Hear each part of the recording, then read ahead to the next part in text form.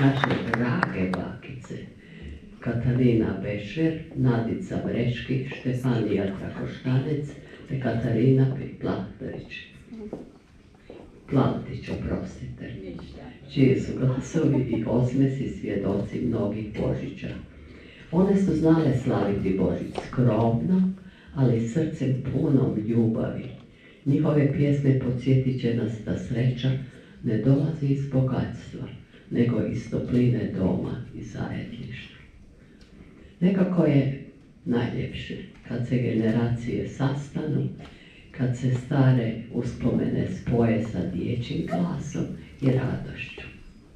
Stoga će nam se pridružiti i ova preslatka dječica Ena, Mila i Ivan Čibarić, koji će Bravo. Molim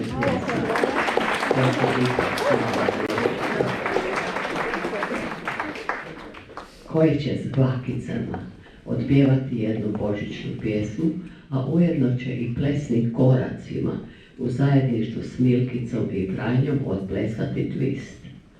Poslušajmo ih u dvije pjesme koje su s puno truda i ljubavi pripremili, zajedno s našom socijalnom radnicom Jasminkom Latin.